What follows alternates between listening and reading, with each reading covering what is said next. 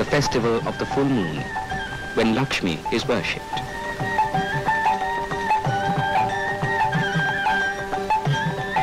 What does Kumara Purnima signify? Some say it is the birthday of Kartik, son of Shiva. Others, that it commemorates the victory of Kartik over the demons.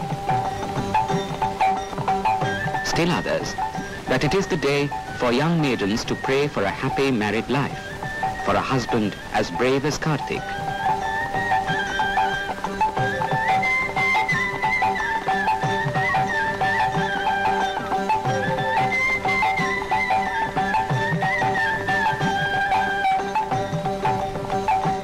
Whatever its significance, Kumara Purnima is a time of joy, of love and the exuberance of youth.